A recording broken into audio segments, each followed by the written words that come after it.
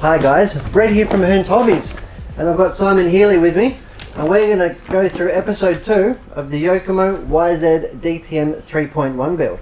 So the first episode, a bit of an unboxing. The first episode was trauma with you. It was okay, but look at the buggy. The buggies are better for it. So we've got the side plates on the chassis. We've got the upgraded steering bell crank in there. Simon talked us through how to shim that up in the ball race. And we've put our front suspension mount on. And I reckon we only lost about 4 pieces. In the carpet. Somewhere. Alright, so what are we up to, Simon? Let's get stuck into it, mate. What have we got? Well, we've done this page here. We've done this page? The special page. Is it? Yeah, the pill page. This is your favourite. Did you bring a paint marker? The pill page. I've bought myself a paint marker. No. We have the factory one. Yeah. Yeah? I'm not allowed to. I thought you might allow this. No. Put that away. Alright, I've been told. Yep. I've been told. So you need to find the pills. Oh, alright. Truck, it started, has it? Yep. Get the box open. Oh my lord. And not the red ones. No, wrong bag. I like the blue one. Yeah, I'm sure you do. Hey? Who's got all the hot tips on those again? I've forgotten. That bag there. This one? Yep. Something tells me you've built 1 or 2 of these before. A couple. Oh, excuse me folks. Alright, so... Oh, look at these rear arms. These look surprisingly familiar. Just a bit. What are these off? I reckon these are swinging off my 4-wheel drive. Yeah, I reckon you're right. Pills. So... What's wrong? Well, nothing's wrong. You paused. Yeah, I was just... I'm a bit emotional, a bit insecure. I was just thinking about something, but I'll move on from that. Alright. So with the pills, because most of us are blind, like you, and when you're at the track and you've got your car there and you're trying to work out how much toe you've got, what your anti-squat is, all that kind of stuff, sometimes it's just a little difficult to see in underneath your quick shade. You know, if it's dark or whatever, you don't have a torch, your phone is not working, etc, etc. So this is what I do. I forgot my headlight. Yep, that too. So first of all, I just go buy from Office Works a white paint marker. White paint marker. Just a white paint marker. I wanted a pink one. Alright. Yeah, well, you can have a pink one. Well, apparently not. No. And not too thick. Just like a... Thin tip. Yep, thin tip. Just the tip. Paint. Mate, that's pretty rough. Yeah, well, I'll show you why. You fill in the dots. Weren't much good at colouring in the lines, were you, mate? No, I used to use crayons though. Okay, just fill in the dots. Doesn't surprise me. Alright. Yep. Not that we're gonna... You asked me why I brought in wet and dry. Okay. When that dries, it'll take a couple of minutes. Yep. Just go like that. Give it a bit of a rub. Yep. And... it'll be identified forever.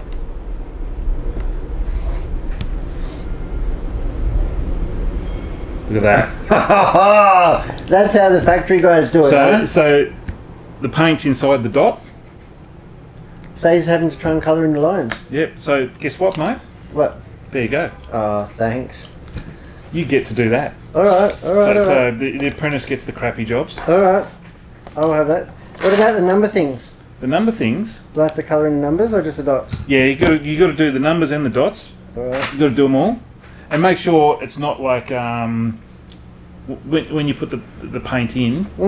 Make sure it's like not see-through. You put plenty in there to cover it up. Alright. I might even give it 2 coats just to make sure. Yeah, good idea. Alright. Alright, well you do that. You keep me busy, mate. Yeah, you do that. I'm just going to move that. So whilst Brett's doing the apprentice lucky job. This is enthralling. Well, it's good character building. Yep. We'll just get the pieces ready, which is, we need a pair of arms. Oh my god. It's no wonder stuff ends up on the floor, mate. Well, if you know... Where's all the screws?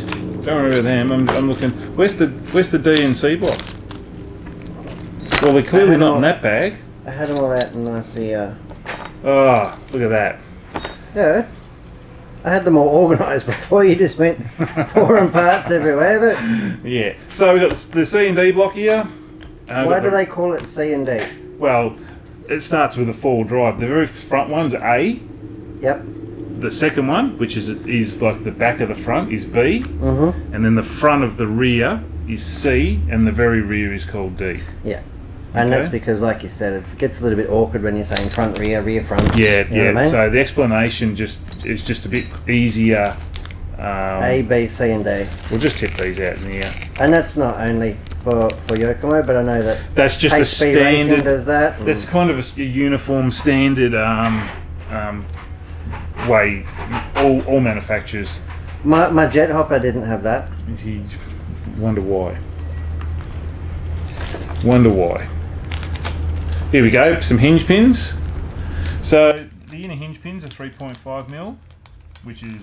That's uprated, isn't it? Well, no. So that's the same as on the DTM 3? From the 3 onwards is 3.5mm. Prior to that they were 3mm. And the YZ-4 SF is 3mm and the YZ-4 SF2 is 3.5. Yeah. So how you going there, mate? Well, I'm just making sure, because if I don't get it right, I'll never hear the end of it. Yeah. There's a lid there somewhere. Yep. So, how much toe do you want to go? I like it pretty towy. Well, this is. It's going to be mod. Yeah. So we're going to look. I'm going to build it for mod, and somebody with probably. It's a bit rough, to be honest. We'll go with 3.5 degrees. Yeah. We'll start off with 3.5 degrees rear toe. Because turning's not going to be a problem. Mid corner. No, the car's got a lot of steering. So that's right. If you go 3.5 degrees, it will take a little bit of steering. It'll take a little bit of bite out of the steering. Yeah. Because the back end's locked in a little bit more. And it should help me be a little bit more ham-fisted with the throttle. Yeah. Well. Is this where we do anti-squat on these pills as well? Yes, anti-squat and toe.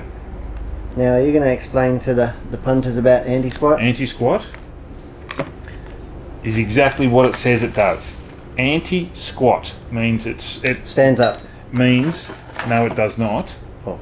It means it stops the car squatting. Mechanically binding it and stops the car squatting on acceleration. Yeah. Anti-squat only works on throttle and on brakes. It doesn't work coasting. Did you know that? Yeah, it was the way that the rear axles aligned, the rear arm in parallel to the chassis, yeah? So anti-squat is...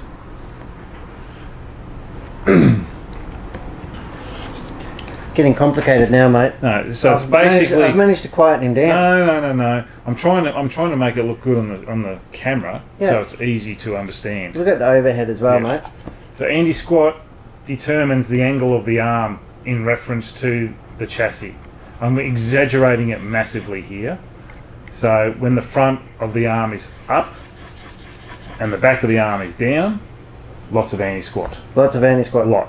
And what that does is when you get on the gas, because of the angle, it mechanically binds up and it reduces the amount the car sinks in the back, as in squats. Yep. And it mechanically forces and locks it up, pushes the tyres into the ground. So the energy that the car's developing through the acceleration of the motor, through the driveline, all that kind of stuff, rather than the suspension and the arms go all soft and soggy and soak it up, it actually locks the back of the car up, forces the tyres into the ground, a bit like kind of just applying more weight. So it's probably... In some ways, it's sort of aiding traction by pushing the tyres in, but it's probably going to make it a bit choppy over bumps, yeah? Yes. Anti-squat actually gives you more acceleration, like locks the car in, but can be a little bit more unstable under brakes. Where less anti-squat gives you, makes the back of the car a lot softer, and yeah. Do you ever run something called Pro Squat? No. No, it's not a touring car. No, I've heard lately some 1/8 setup sheets where they've been doing that in a 4-wheel drive 8-scale buggy. On the rear? On the rear.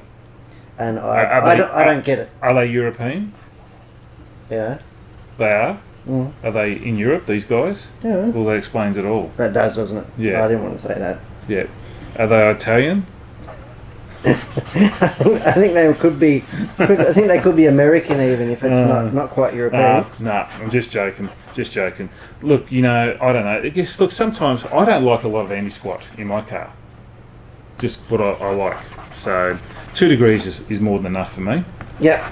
So some people like more, some people And don't the like. range generally is like 4 degrees. Yeah, 4 degrees. 0 to 4 is considered So- maximum. So if I go to a really bumpy track, that's, you know, ripply, bumpy, more natural, not like a smooth kind of treated track. Yeah. And we could use Wodonga. Wodonga's really good for that because it's really natural and it's really it's real. It's like real. It doesn't. It's got no artificial feel to the track like an oiled or a treated surface. You know what I mean?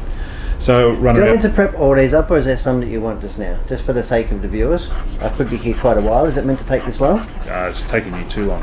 Is it? Yeah. So what we want is we want centre. We want 2 centres. 2 centres. And Yes, Chief. And we want 2 0.5s at 45 degree. Okay? Alright, and this is all contained in a chart. In the manual. Yeah. So Now it does take a little bit to get your head around, doesn't it? I'm tipping it there's also a Excel with it as well. actually pill calculator. A pill calculator. A pharmacist. Nearly as good as. You've got a pill calculator. So dialed. So this.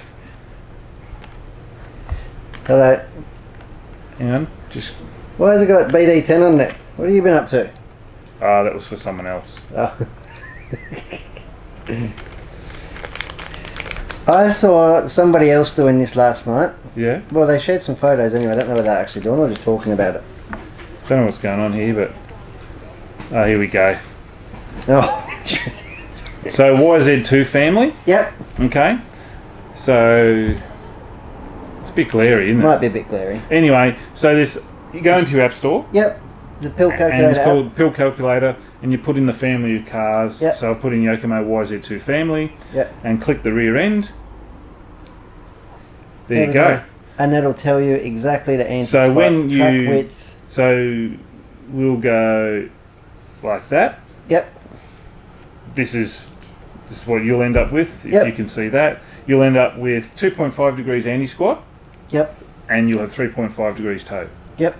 And you can do all sorts of configurations. It also gives you a track width and also a roll center Yep. number. Okay, you're going to take some people a lot of time to get their head around all that. Absolutely. But that's the beauty but- on these quick pills, no? These pills were quite revolutionary, no, when they came Yeah. about. So it's called RC Pill Calculator. Yep. Go in the App Store. They also have, actually, let me see. They've got a Gear Calculator Pro, Yep. RC Setup App and Race Log. For the nitro heads, RC Fuel Mileage Calculator. And there's a crawling scorekeeper. It's all RC. But That's like when you drop the bearing on the floor, isn't pretty it? much. But the Crawling pill around. calculator, it's there for all different Makes and models. Yep, so it's really good because if you can't understand, The book. Because it is a lot of information in a very small thing, isn't it? well, it's yeah, but And it you've got just to cross-reference you it. look at it and you kind of you get a little bit mumble jumble. So the C block, C block. you want 0.5 up 0.5 up, in. up and in. Do you know which way you're putting them in? Yep. I'm saying, So you'll see that it's got a chamfered back on it. yep. That's the front. So you got the pill going in the right way. Yep. They'll be tight. You know it's perfect for putting them in. 3.5mm arm reamer. Yeah? Fits in the hole. It's got a nice flat base to the arm reamer, and you can just push them in. Does no damage. Have we got one here? I have got one here. I'm sort of concerned that... Give me a look. Just confirm that for me, Chief, while I get... Well, what we have here is a classic example of not paying attention. Brett needs glasses. 0.5. So we got 0.5 across. Yes. And we got 0.5 on an angle. Ah. Sorry. So you've got to get off the red pills and the blue pills. Okay. Where are they all? Where have you hidden them all? I've taken them away from you. Well, it's no good because... Well, hang on. Oh, okay. So there's... Right. Yeah. So sorry, I'm learning this as well, so... I just saw 0.5 and went for it. See how... Yes. I see exactly how. So... Just let me clean this one then.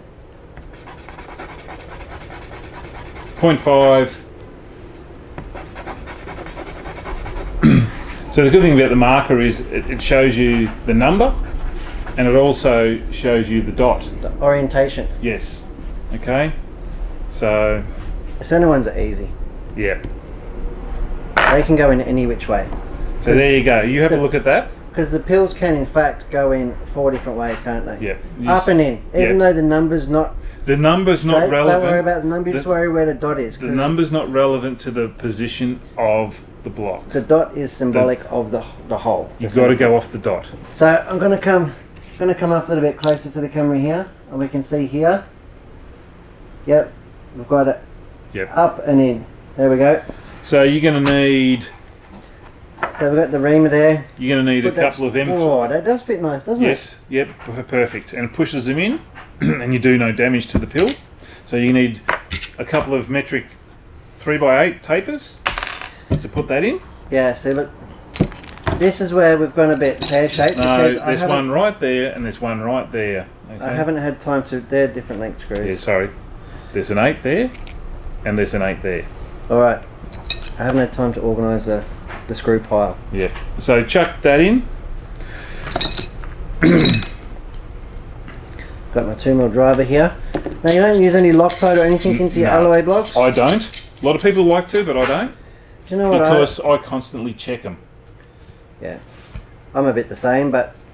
And if you use Loctite into aluminium, sometimes you'll never get it out. You'll have to drill it out. 100%. I have used a bit of paint marker in the past. Yes, paint marker I have used. Now what's good about these is they actually locate into the chassis as well. They've got the 2 little pins that lock into the chassis. So, do you like to torque them up now or when the car's more together? Just firm. Together? Yeah. Just firm. Because generally, you go run it for a battery and you'll come in and you need to go over them all. Absolutely. Okay. So, you grab that? We've got an arm here. Yep. And what's really awesome about the Yokomo is you look how smooth that arm. That hasn't been reamed yet. No. That's just straight out. The injection moulding is second to none. The best thing is you do this. How do you do that? You dropped it. Well, it just shows how free it is. Could be free. Yeah. You know. How good is it? It is really awesome. Alright, so what now? Okay, so you're going to want maximum traction. The manual tells you put all your spacers at the rear, which is the best for maximum traction. All spacers at the rear? Yep. So we're going to push them all forward? Yep. Like so, left and right? Yep. Because we're going to mount them up the wrong way. And then we got our little spacers here. Yep. You got 2 black ones on one side, and you got the other two black ones as per the manual. So what we're doing, so we're not only shortening the wheelbase. Well, no, this is kit setup. This is kit. We're putting more weight over the axle. Basically. So. What are we looking for, mate? This right here. I feel that we're in a bit of a mess. There's bits. No, we're not in a mess. We're not in a mess, all right. We look professional. I'm going to go a little bit more controlled than this because we've got all the gear out on the bench, and we're totally under control. Got the arms on, got the spacers in, got the shims on. Shims, washers. Stop it all binding on the pins, hey? Spacers for the arms. Yep. So we've got the D block. You'll see it's got the cutout for the bumper. Bumper clips in that way, so you know which is the back and which is the front. So we're going to whack in the 2 pills. Yep. We'll probably need some screws now, aren't we? Yeah, you are. What are we going to need? You're going to need metric 3x10, the book tells me. 3x10s. 3x10s. Is that them? Looks like them. Alright. Looks pretty good to me. You want this one? I had this really good for pushing in pills. Pushing pretty well, huh? No, I'm done. You're just showing off now. No, I'm not. Slide that in there. How's it looking? Look at that. Look at that. Bumper? Just put that in. I'm not going to need the bumper at the back, mate, let's be honest. I reckon you are. I reckon when I park at mid-apex, you think people... Get out of the way, Todman, you reckon? Huh? It's just when you hear the lapping. Lapping. Yep. Junior. You'll be in the junior class. Yeah, I hope so. No, I'm not there to get in people's way, mate. I think I'll be able to... Lapping. I'll be able to be more me, hopefully. So, see they going tight? Yep. Then what are you after? I'm after... nice solid. Nice solid. Tap tap. Fixes everything. Look at that. Look at that. All that done. Swinging in the breeze. Yep. Just got it all aligned. Yep, just seated everything nicely. There you go. So what step is that? That is We have finished rear the page. suspension arm installation. Beautiful. So we are now on to page 7, are we? No, well, that was step 4. That was step 4, page 6. Page 6. Page 7, step 5. Alright. What are we looking at? What parts? Now we've got to jump to the shock towers. The shock towers. Yeah. What bags are they? Here we go. It says bag 3. Bag 3. I'm all over it. Yep, so you need the front tower. Now, do you prep these up in any special way or anything? Or Nah, just throw them in? I don't bother because gonna- you just bin it all the time. It's no good for my ego, mate. I'll tell you right now. Working with you. Yeah, well, it's character building. Yeah. I call it abuse. What are it? Shock towers. Shock towers. So we Shocking. need metric 3x22mm. That's going to be a fair big sucker, that one. Now, do you remember we had that little parts? We had that little, here we go, that one there. You mean the identification for The the screws and identification bolts. chart. Well, let me move this. You're going to put that in front of the apprentice? There you go. Alright, 3x22 is in bag number 10. Hello. I must have sensed it. My spidey senses were tingling. Wow. And you need some washers too. Right. Bag 19. Bag 19. Okay. 2 of. 2 washers. Yep. And then you need 2 5x5mm metric 3 nuts. Do you know where they are? No, I do not know where the nuts are. They're not in these bags. They'll be here somewhere.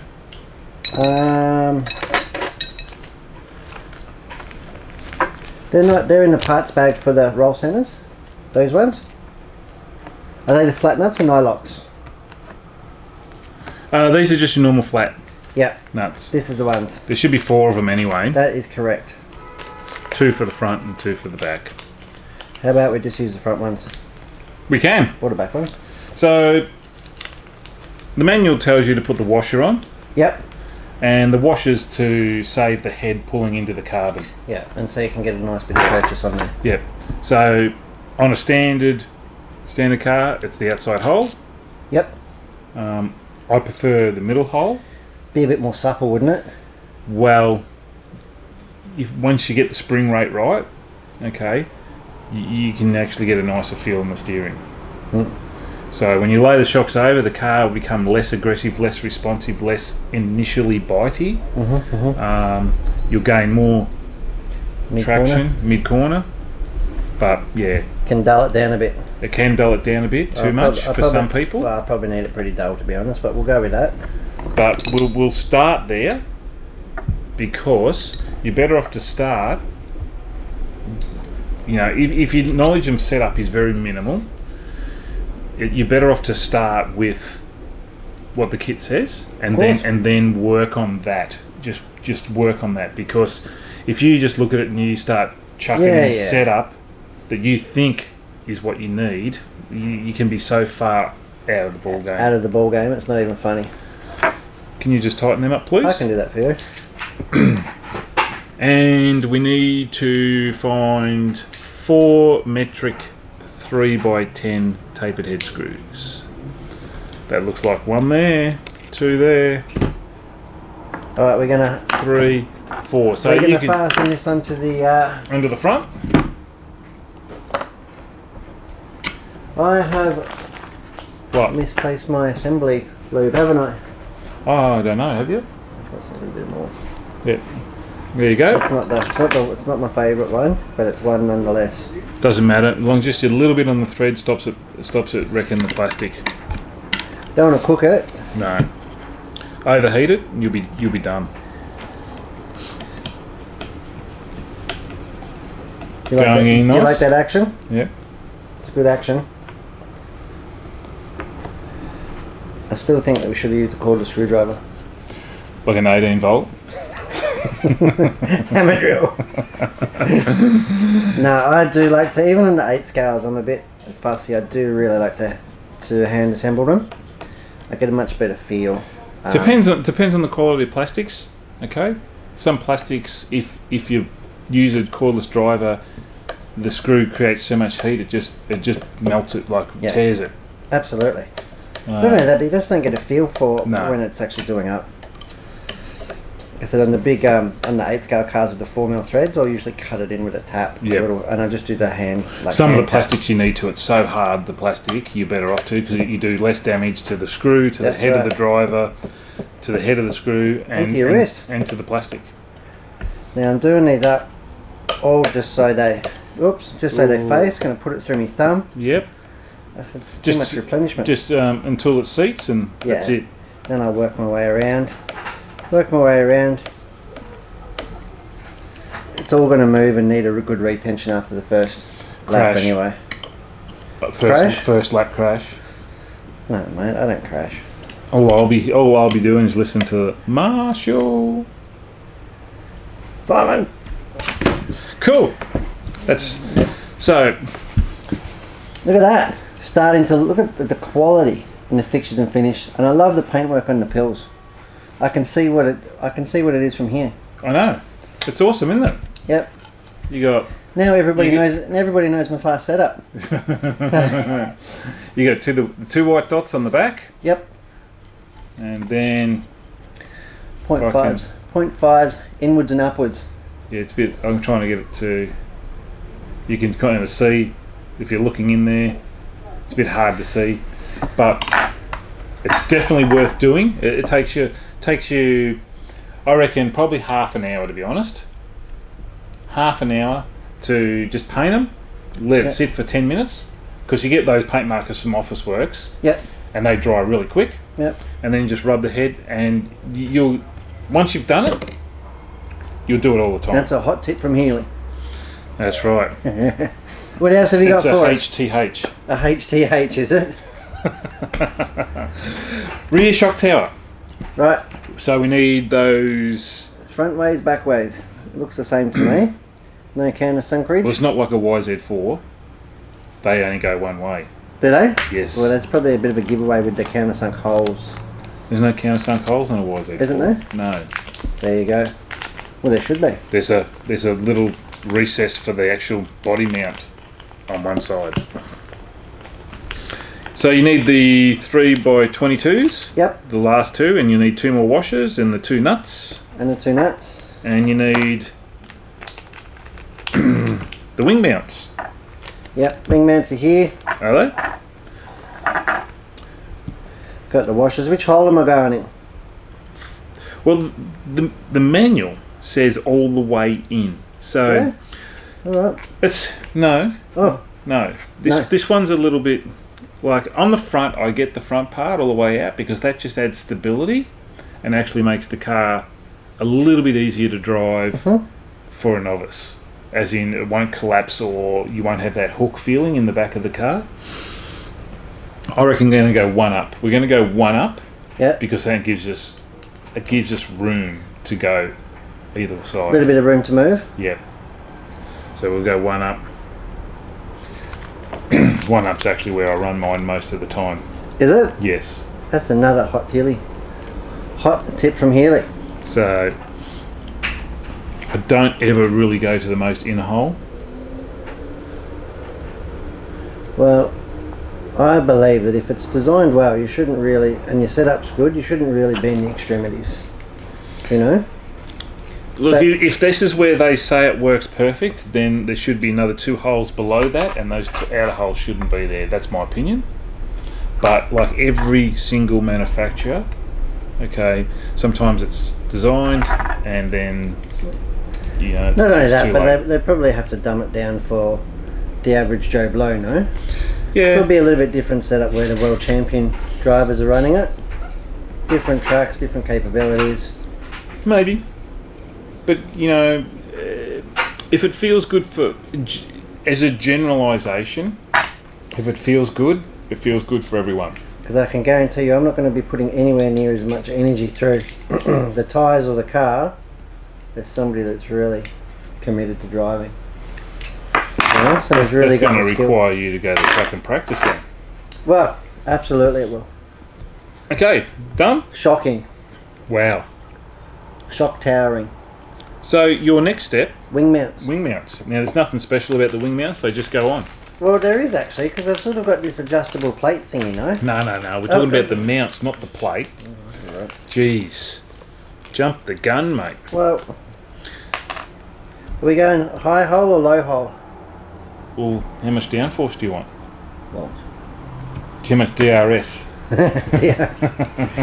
That's when I'm cartwheeling. That's when the DRS is deployed. And how long are the screws there? That's metric 3x12 button heads. That is in bag number 7. For kilo? Yeah. I would run it low. Low? Yep. Alright. Because you got heaps of traction. Well, you would know. Wodonga?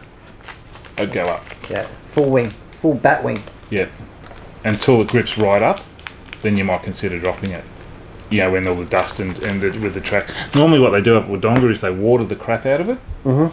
And the more traffic gets on it, it starts to clean up a line, and you do get a really solid line for you know, for racing on.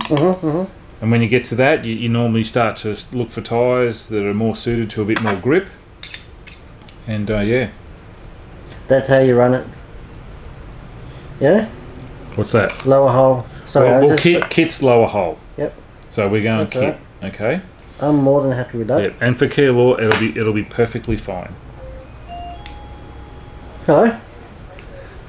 Bit of comic relief. Ding dong. Here we go. Get this one in. What do you think about the whole centre of gravity and the high wing, low wing? Next question. Yeah. Again, I only hark back to, because I know the latest trend with 8-scale buggies is to run the wings sky high and then to have them cut and drilled so there's no end plate or wicker bill on them. Do you know what? All this is relevant to the individual driving the car. Yeah. Okay, it's not like the Holy Grail. Yep. It's not like you have to do that if you want to go fast, because we all have different things that we like, or different attributes of stuff that work better for the way you drive. It's going back to setup sheets. You go put a setup sheet in your car that, say, Ryan Mayfield runs, or some of the early drivers like Matthew Gonzalez, or I can't think of the other young guy's name. None of them might work for you.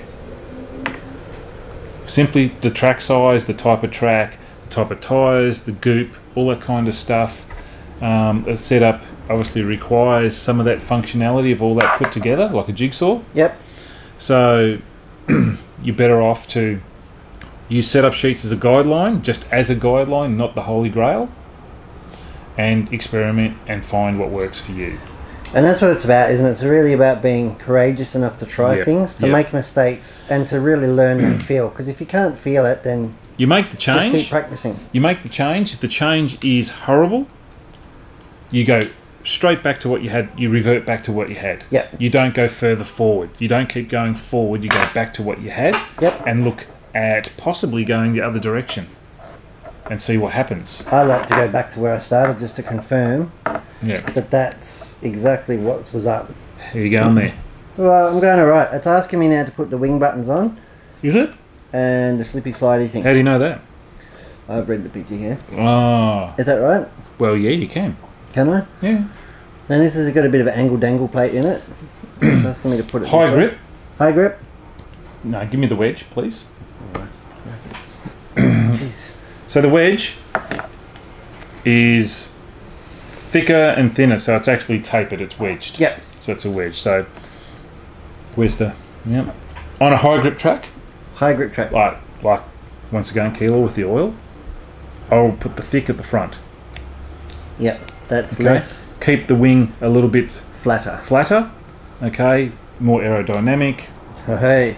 Also helps a little bit with the jumps because you don't scoop so much air and pull the front of the car up.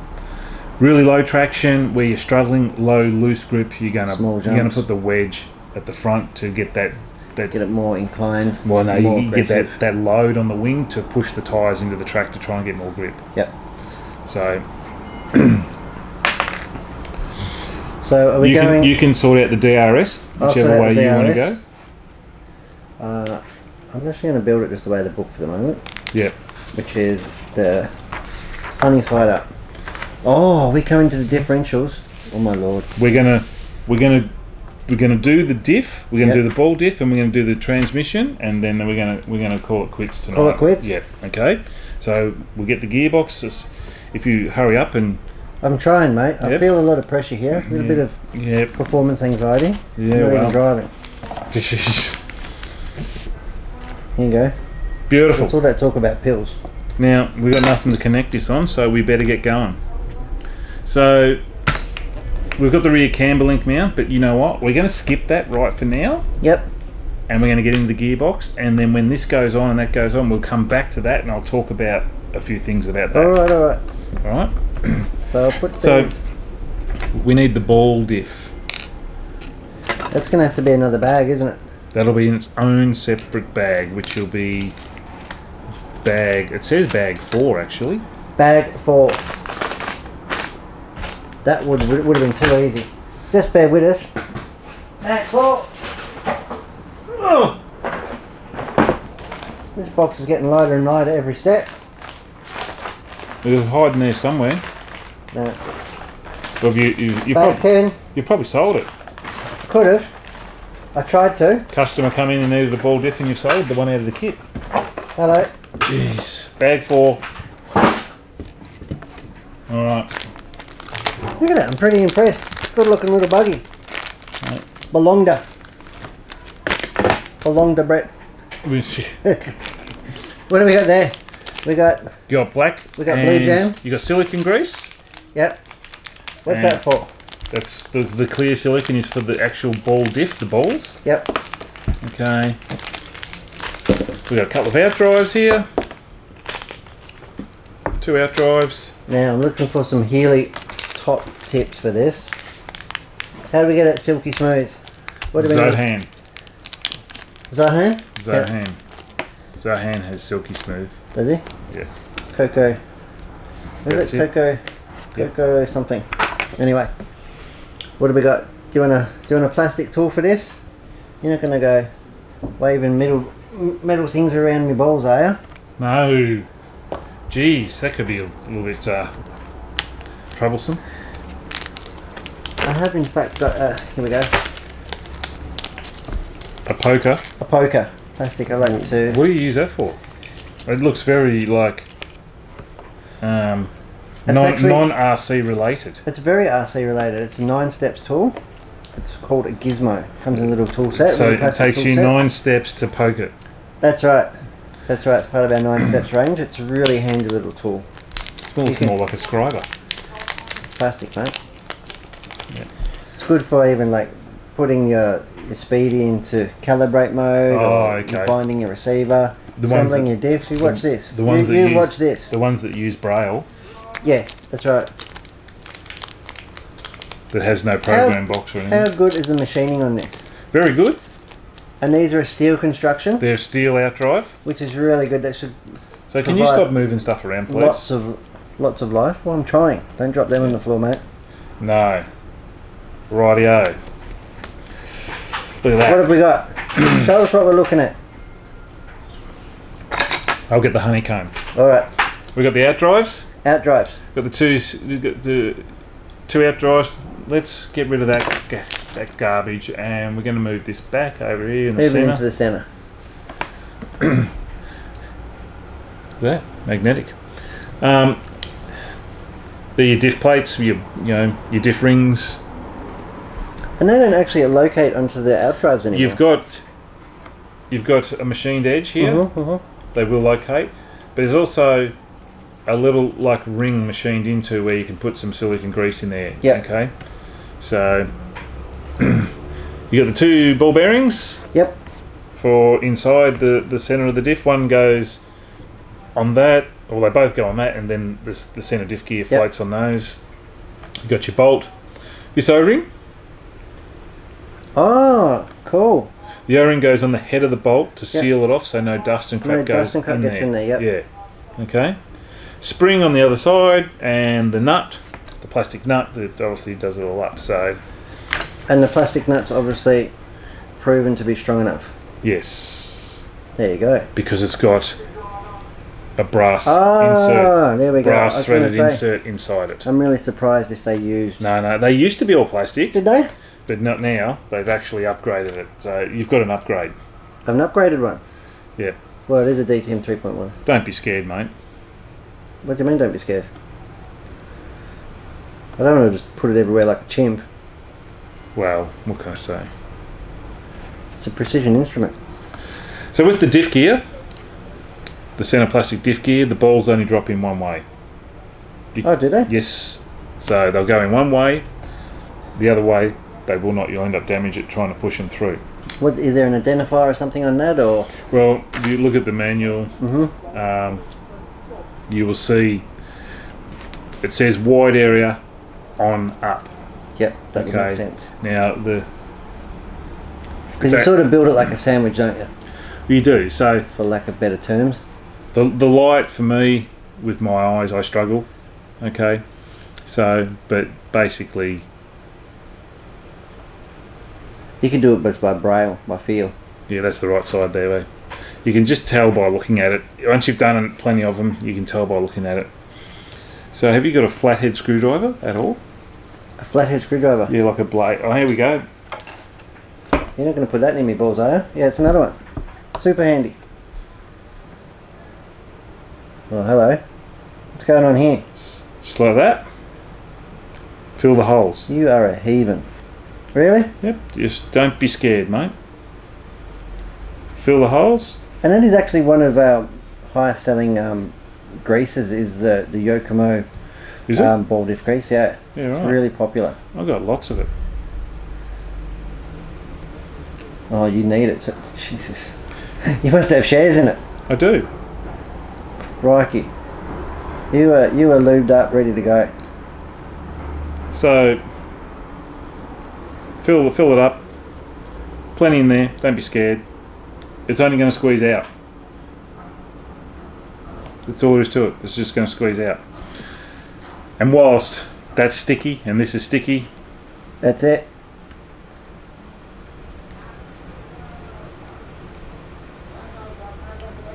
Worst thing you can do is try and pick them up dry, because when you drop them, or pick them up with tweezers or something like that. They bounce extraordinarily well. They do. How many of these have you lost? A few.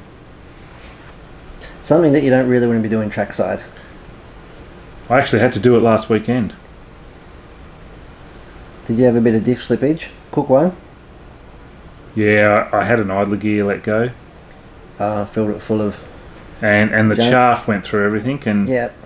And did you replace the diff gear as well, or not? I put a whole brand new diff in it. Yeah. I had already pre-built. Yeah, that's usually the best thing. A lot of racers will do that, won't they? Yeah, like I'll have 2 or 3 ball diffs in the toolbox ready to go. Yeah, because it's really hard to do this trackside, and like I said, you really want it to be a real clean work surface. You don't want any dirt or grit in there. It's not hard. It's just, it's time consuming. And you don't want dirt and grit in there, and you're never as clean as... So there's all the balls sitting in that. Yep. Okay, and the good thing about that is, look how it pushed it out on the other side.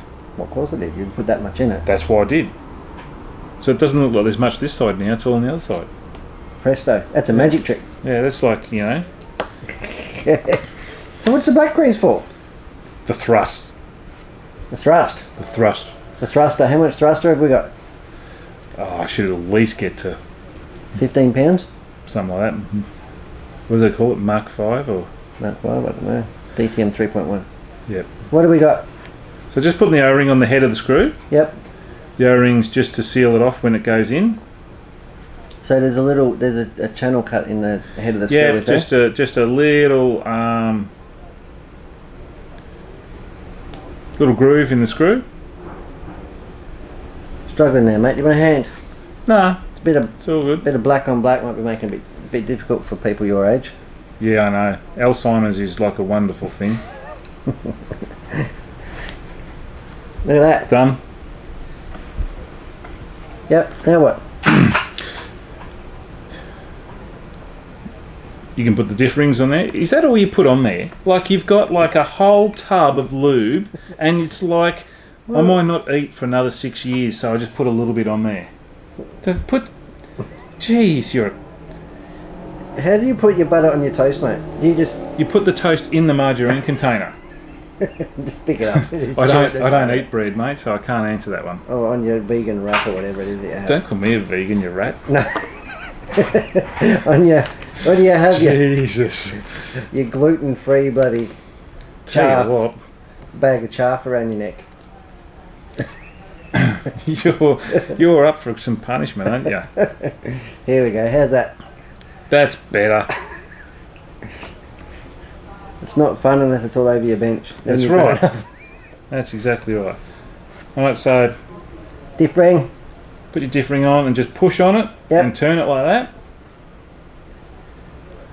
There you go. If you've got clean hands, you just do that. Just go like that. See that? Yep. And then just put it on like that. That is an awful lot of diff grease. Do you like have shares in the company and you're after maximum profit or something? Have you? I don't know, mate. Like are you know, or are you like looking out for some kind of environmental situation there? I don't know. We've done it like the price of petrol at the moment. Well, the government's taking the excise out of it, so you'll be right. I can afford more diff grease. Yeah, that's right. We'll just get $1,000 off Dan. Alright, so Bit of black grease. bit of black grease, I put the washer on. Yep. Black grease, I just smooth it around Yep. like an ice cream cone. Yep. And then just load the balls in there. No, I just do this. Just roll them along. I just pick them up.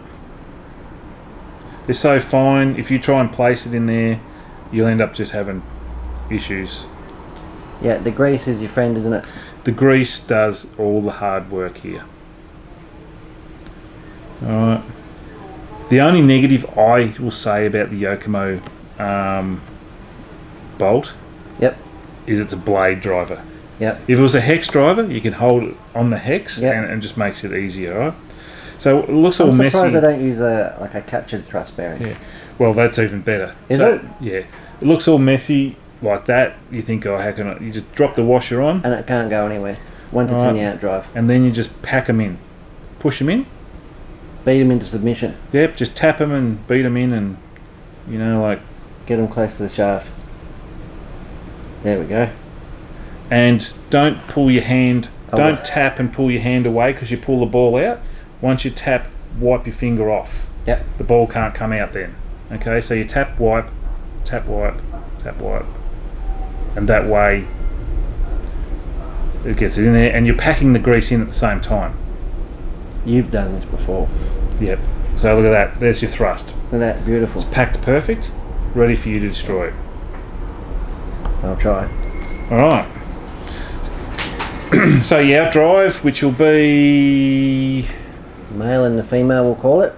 Yep, so you need the female. Drop the bearing in. Okay. Do you want to put this one in the male or do you want to put it in the gear? You can put it on that one. Yep. Oh, I can't. It's grease everywhere. Yep. Sit the gear on. It's not going to rust, that's for sure. No. So. Yep. Feels good? Yep, look at that. Not and raunchy. Then we just go. Oh, Jesus. Do I get to put that back in my container or what? There you go. You can lick it like, you know, when your mum was cooking. Yeah. Yep. Cooking up diffs. If your mum was cooking up diffs, I seriously think some bad stuff was going on in that kitchen. So, thrust in. Now, where's your blade screwdriver? That's why I asked for a blade screwdriver earlier. Is it in that one? I don't think so, no. No, there's no flat blade screwdriver. That doesn't fit in the outdrive, mate. If you locate it with the outdrive, groove it well. Oh, really? Yeah, I've done this before. Okay. Well, we'll just go on the assumption that Brett knows what he's doing. So drop the spring in. I actually don't have a flat drive screwdriver in my toolkit. There's not too many. Really? Yeah. You don't have one at all? Well, we're not going to be able to get it done up. Not that I have my full toolkit here. Where's the 2 mil? Where's the 2 mil? Where's the 2 mil? Oh my god. Is that 2 mil? That's 2 mil. They say Yep. the head is 2 mil. The head of what?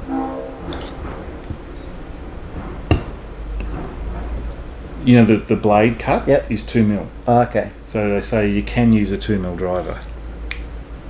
When it's brand new. And look at that. You only get so far. But it did work. Did work? It's doing up, it's going up. Are we going to set the preload now or when it's in the car? No, so you see. Yep. I normally leave it so it's like a bit of a gap. Yep. You see how I can turn it but the other side's not turning? Alright, so it's not seated at all. You don't like pre-squash the springs or anything like that, or? Look, you can pre-squash the spring, okay, if you want to be lazy and not readjust it. Yep. The reason you squash the spring is to break it in. Yep. Break the spring in, so once you set it, you don't have to go back. But you know what? If you squash it too much, then the spring's not going to do the job real well. That's my opinion. It's not gospel, it's just my opinion. Well, your opinion is gospel in this workshop, mate. So we're getting there. This is starting to turn. Yep. Right, just starting to turn. With all that grease, I'm surprised. Oh, the grease is the trick, mate. It's turning now. Oh, that is like butter. That is better than cocoa. Is it? Oh. There you go. Now we'll leave that like that. Oh, that is. And we'll run. I reckon you've even tensioned that pretty good. No, that's loose.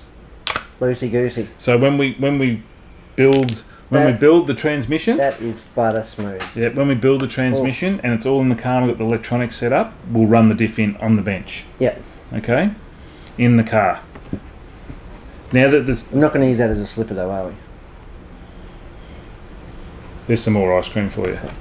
I was wondering where that bit went. Yep. Oh, you put the lid on. You didn't want to say that at all, did you? No.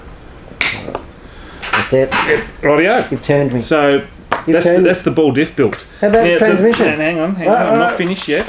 The manual down the bottom shows you yes how to adjust it with 2 Allen keys. Yes. I don't do that. I can see.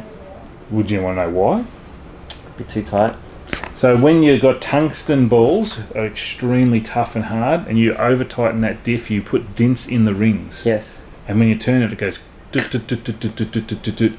turning and stuffed. Stuffed already. Okay. So I will run it in the car on the bench loose for 5 minutes, then I'll stop, and because it gets really, you'll feel it's really loose, then I'll tighten it up, to the point where it is, depending on how strong a motor and rotor you have in the car, just determines how much diff feel you can get. It's going to go, mate. So you turn the wheel, and the other wheel turns, but it's really firm and really solid. I don't run a loose diff. I like it. It's medium to tight. It's always better to ensure, because there's nothing worse than getting halfway through a race when it all gets hot, and then you come back in, and like you said, it's... Alright, so the gearboxes, we're up to page 9, bag number 9. Bag number 9. Yep. Bag. Why have I got bag 5 here? Well, that's the wrong bag, clearly. Well, someone's just put the wrong sticker on it. It looks... Or is there 2 gearboxes? No. It says bag 5. It does say bag 5, you're testing me. I was just seeing how switched on you are. No. So how pro are you? Are you going to go full lay down or lay back? How fast are you? Yeah, not very fast. I want a car that's forgiving. So ultimately, you'll have far more corner speed with the lay down gearbox. Oh, I like corner speed. Okay. How much corner speed do you like? Well, corner speed is the key to every race. Everyone can go fast down the straight. That's a given. That's a given. Gibbon. Okay. Monkey. But not a gibbon. A given, you idiot. Jeez, Abbott. Hard work here, mate. Yeah. So. So I put my white marker in there so we can tell what gearbox we've got in. No. Right. If you need to know which gearbox you got in, then you're a... we won't even go there because we'll have to edit that. So we've got an LC and an LD. Now you've mixed them up like a total clown. They are big letters on them, mate. Alright, so there's the dirt. Dirt. LC meaning lay down carpet. Carpet. LD meaning lay down douchebag. Douchebag. Well, I'm definitely racing it on dirt, not carpet. L down. Yep.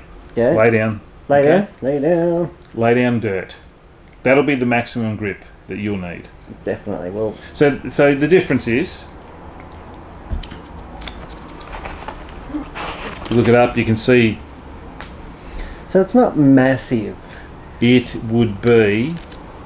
It's not like when the mid-mount cars first came out, we had rear mount and we had mid-mount. It was a massive change. Now you're talking, what, about 5 mil, 7 mil? Oh yeah, it'd be easily 5. Easily 5. And what that's doing is pushing the motor further forward.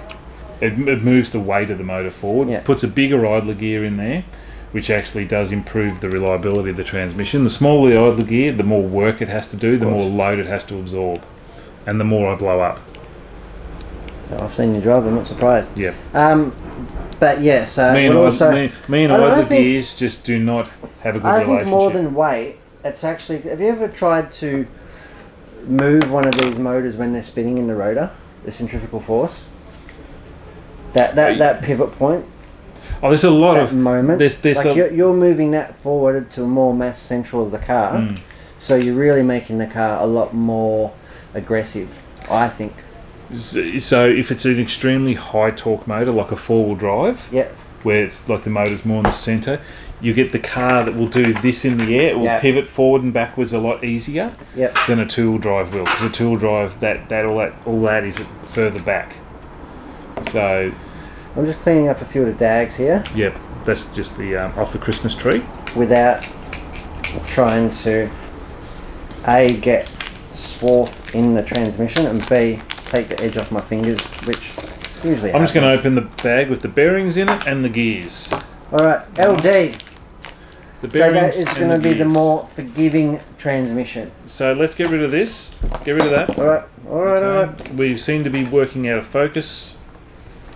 We need to get this stuff in here so people can see what we're doing. Well, I'm not doing much, to be honest. I'm feeling a bit redundant. You can get rid of the staples. How's that sound? Alrighty. I see some parts that I could put some texture on. You can. Here's the texture. It's actually not embossed. It's actually proud. It's proud on these ones.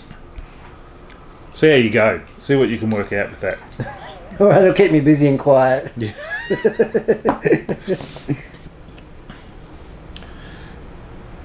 How's it looking? That's good. That's O. Yep, O and 3, and then I think is it 3? O and 3? Yep. And then you got 1 and 2. Is that right? On the same. Yeah. Which ones do we want? Oops. So we're going to run 1. Oh, are we? Yep, 1. Not 0. 0 will be kit if I... And yep. So we're going to run +1. Okay? +1. +1.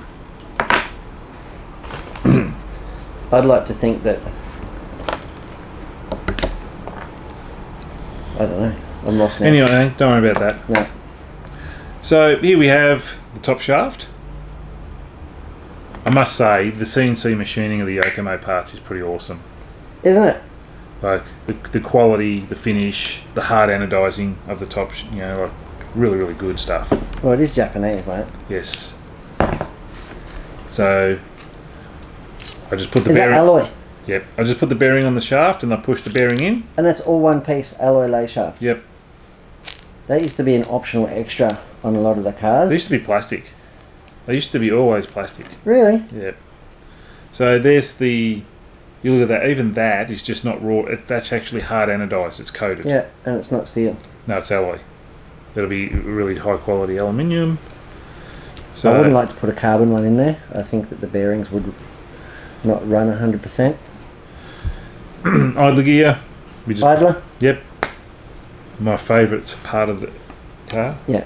Well, you just got to keep your maintenance up, mate. You got to keep them lubed. Got to keep your maintenance up. So there's the difference. The one with the bearing is the LD.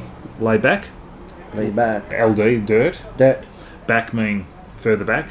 And the carpet one is the bigger one. So you can see hence why the carpet one lasts a lot longer, because it doesn't turn as much as the little one. And it doesn't change the transmission ratio because it's only the input and output. That's right, because it's like this. Essentially, you have your top shaft that either runs on this one to that like that, or it runs on the carpet one to the diff. Yeah. That's just that just transmits the power from the top shaft to the diff. That's all it does. It doesn't change the ratio or anything else. So we don't need that one because we're not running that one. Not until I get fast. Well, until you get some kind of happy kind of. I'm always happy. Happy place, you know. I'm always happy. So, which is just you just finding what you like in the car, and yeah. I like that you're building it. Yeah, right. I thought you might like that. So there's the top shaft and the idler. Wow. How do you break them all the time? I don't know. It's called traction. My car has lots and lots of grip. Lots of grip and lots of mumbo. Like when you put the right tyres on the back, it actually becomes hard to drive sometimes because it has too much grip, and therefore I just chew up idler gears. So we just pop this on. Is this where you should we talk about idler gear lubrication? Is that something that we should be talking about? Look at this slop. What slop? Well, there's no collar in there yet. No, look at all that float in the top shaft. I shim mine. I do. Why? We'll get rid of the float. Doesn't it get taken up with a collar? And No. Well, it still can float because that's pulling. Okay. So if you can't see this on the screen, but if you look inside the gearbox, yep. You watch what I do. Yep. It can actually offset it on the idler gear. Yep. So I shim it up so it's perfectly square with the idler gear. Yeah. It's all about performance. Oh, apparently so. Apparently not good enough for my car. Yeah. So if you look at it, so I'm looking. the shim will go on the outside. Yep. Which we don't have any, but we'll do that next time. We'll do that when we put an idler gear in it for you. All right. Okay. We'll need it when after it's bedded in. Yeah. So yeah. Anyway. You shim that up as well. That's just annoying me, that rattle. Is it? Yes. It's got to be triggered. We'll be playing with that. Let's get it assembled before you go. All right. So you need. What do I need? Metric 10. Oh, hang on a second. And a metric 8. The metric. I should hope it's all metric. I'll be honest. Metric 3x10. 3x10 countersunk. No button head. Button head. Yep, button head. And a metric 3x8 3x8 button head. Bag number 6. My friend. Bag number 6. Can I get a price check on bag number 6? No, that's price check aisle 5. Here we go. Bag number 6. How many of those do you want? No, Yes. you need one of each. Oh. You need one That's of a bit each. of anticlimax. I don't know. Well, what can I say? And 3x8 is bag number 5. So the long one goes. Well, there's a boo boo. What's happened here? The wrong screw. Is it? That's definitely bag 15. number 5. You need a 15. Sorry. 15? That's my bad. I was looking at the carpet gearbox. Brain fart. No, I just was looking at the carpet gearbox. So you need a 3x15. 3x15. Yep. In bag number 8. You just want me to go searching through all these bags. I do too. Hey? What you do with the other one that you just got? This is right in here. No, the metric 8. 3x8. 3x8. Where'd you put that? Yeah. That's that one. Yeah. And I need the 15, please. Well, hang on a second, mate. I've got to find them. Doesn't just event. Doesn't just. It's Doesn't not just that come hard, up. mate. Really. Just look at it. It'll tell you. If you just look at it, it'll say I'm 15. Right. I need bag Right number. there. Jeez. It's making me look bad now. Well, what can No I wonder I've say? got so much anxiety. How are we going there?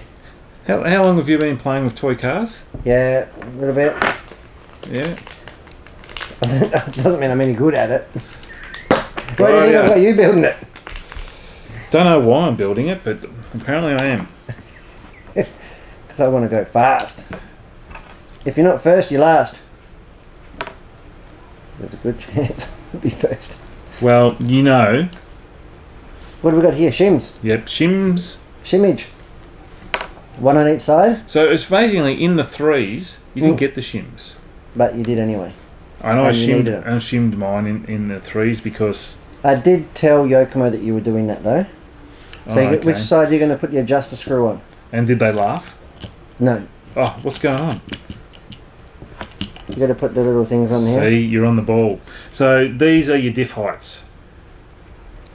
Yeah. The diff height adjusters, you get 2 types in the kit. One has number 1 And number 2. and number 2 on it, which is you got this little chart down here. Yep. Okay, 0 is kit. That's because that's the lowest diff position. Lowest diff position. Yep, it's all relevant to drive shaft angle. Yeah. And ride height. I was going to say it would really dictate by what. So ride on height a loose track, you run 0 because you're running an extra ride height. Yeah. And it keeps the drive shafts flatter. Because typically you want the drive shafts to level at ride height. Yes, yes. And that's to make sure that the car's actually driving level. It's not trying to squat the car or pull the Well, car so what up. happens is when you're on maximum power and you've got all that centrifugal force for the drive shafts, naturally they want to just go straight. Yeah. So if you've got a weird drive shaft angle happening either, it'll pull the car down or push it up. Yeah. One way or the other. 100%. On the gas. So we need to make sure we've got number 1 at the top because we're going +1. Sorry, maybe I could have done a better job marking those. And I always put the head. I'm waiting for I the abuse. always put the head, the adjuster head, on the right hand side. The right hand side. Is that... That's the spur gear side? And is that just so you know That's where they are that's every time? That's And that's so it's, you know, tight and loose. That's the driver's side, the right hand side. Yeah. So that needs some lube on it. What lube do you want to know? No. Have you want a really good grease? Copper? No. What copper? That's what I use in the metal to metals. I That's, have lithium. that's plastic. I have copper. Lithium? Yep. You got lithium, have you? Yep. Do you like that or not? Yeah. Go You like that one? the lollipop. It actually looks like vanilla. You want to know how to do it? No. Jeez. Like this. Look.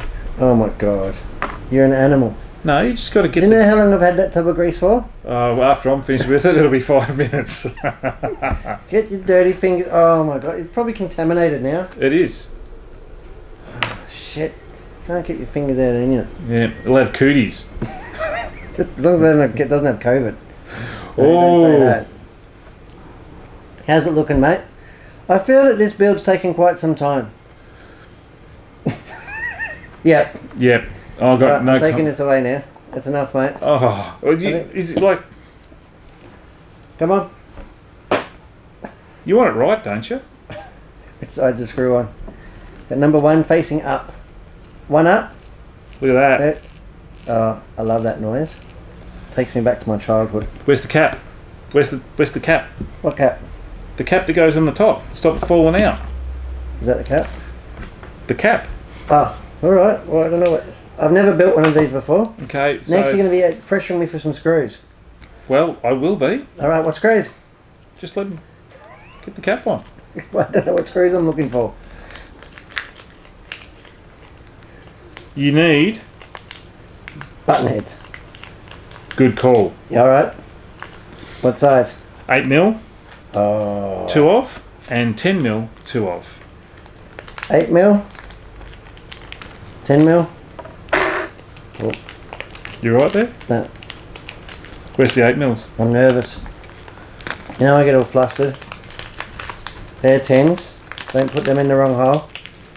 10s go at the front, where the shock tower goes. So you've got the 10 to make sure you got the full coverage through the plastic there of strength. Yep. You don't back it up with a lock nut on the back of it?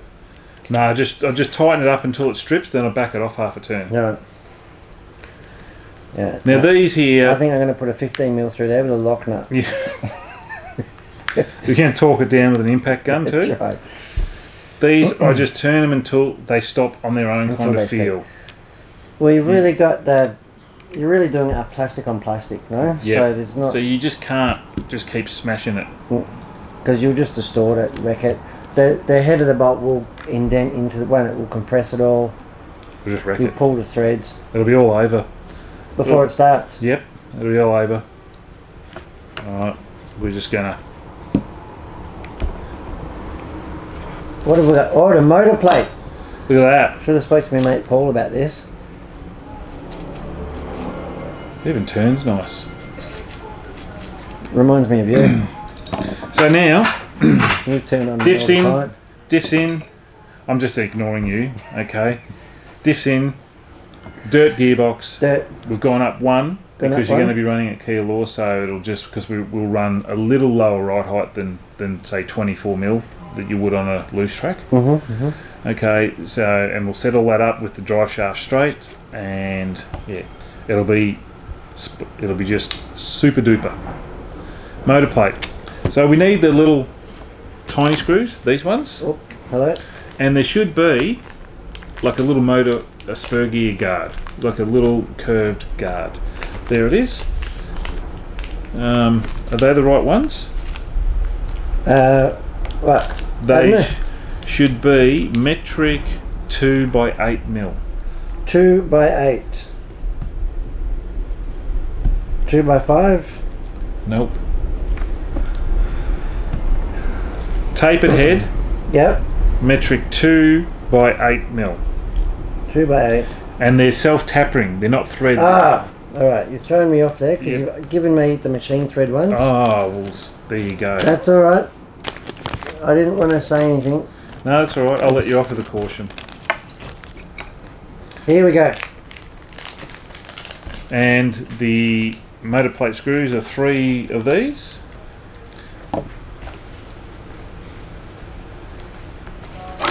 Should be 1.5. Let's have a look. Oh, bingo. What have you got there? This is to stop, you know, You sticking putting my your, fingers in it. sticking your fingers in the pie. Because I will. Yeah. You can bet. Yeah. Every time I pick the car up by the body You'll be going, and throw it on the I track, just want to test how much torque it's got, and I'll stick my finger in the spur and pinion to see if it stops. try and set up the slipper. Pretty much. Alright. That's on. Workplace safety. Boom. Pretty self-explanatory, that one. But for you, it could be a little bit more difficult. Well, I'm here to learn, mate. just talk me through it. Not everybody would have built 10 of these or more than you. So that's exactly why we're making this video. It's more for people like me. So I don't just put one screw in and just send it all the way home. Just got, you get the 3 in like that. Get the 3 in, get them seated. The reason that is, because if you got it, the other screw sitting here below you, and you're doing this and you knock them and they fly off the table, you lose them. So each time I put as many screws in without tightening one singular up, and then less chance of losing them. And just work your way around. Yep. Good practice. I'm really glad that I got you to build this car. You're only glad because you don't have to do it. Well, that too. At least I know it's done properly. And if I do properly, you didn't say anything about properly. And if I ever do put my big boy pants on and do it myself, well, hopefully I've learned something. Alright. Oh my god. So I don't want to be rude, but I'm like getting slightly aroused. So do we just smash out page 10 and get the tower on and get it into the chassis, then call it quits? I believe so. I think, however, we might need to... Or we run out of time? I think so. I think we should park it here. All right. What do you reckon? I'm happy to do that. Episode 2. So what have we done? Where's the car? What have we done? Episode 2. Not a great deal. I think we said to me, we'll have this built in 3 hours. Well, if you weren't around, I would have. So we're at page 4. We started with the rear suspension blocks. And we set up the rear toe and the anti-squat. But we did waste some time marking the pills. Sorry, Brett marked the pills. It's all part of the build though. It's part of the process. You know what? It's not really important, but it's fun to do that kind of stuff because you go to the track and you have changed something. It's just really easy to look at them and go, I'm glad I've done that. Yeah. It looks factory when the car's built. Yep. It looks like one of the fast guys has built this, and that's exactly what's happening. So yeah. So we got the arms in, we set up the back, we painted the pills, and assembled we put the no. You've jumped. Then we went to the front shock tower. Yes. We done the front shock tower. We did. And then we went to the rear shock tower. Yes. Okay. Then we went to the gearbox. Yep. No, we went to the ball diff. The ball diff. Then now that's quite a job, and I'm sure a lot of people, including myself, will learn up a lot of tips. But what we'll do is, even though I kind of built the ball diff relatively quick. Yep. When we run it in, I'm going to really focus a bit of time on that because that is crucial to do it right. Yep. Otherwise, you just cook them. You can wreck it straight up. So the ball diff and slipper combined is worth seconds a lap if you don't get it right. Yeah. Not only that, but the longevity as well. You can be cooking your diff every run. You overheat the balls, which melts the little spots in the gear where they sit, which elongates the hole. Then they start skidding and you get that squawking noise. If the slipper's too loose, it howls its head off and just glazes and stuffs everything up. So those two components is next to godliness. And there are 2 components that need bedding in. The slipper not so much, but just you got to set the slipper right. Set the slipper. Yep, and you got to have that ball diff absolutely perfect. Yep. Fantastic, Simon. Well, that is episode 2. Thanks heaps for that. We've got a long way in. Yep. So I reckon it was a pretty good job. I look forward to getting it built, and maybe next episode we'll have the radio in. Hey. No, maybe we'll get the transmission on, we'll get the front arms on, and we'll be on our way to having it look like a buggy. Yeah. Next episode, the gearbox will be in, the tower will be in, and then we'll move on to the hubs and the drive shafts. Yep. Stuff like that, and yeah, I reckon about another 65 episodes we should be close to being finished. Should be right for the Christmas cut. 2040. Yeah. Alright, Simon, thanks for joining us. No worries. Thanks for watching, guys, and stay tuned for our 3rd episode. Yep, see you then, guys. Thank you. Bye.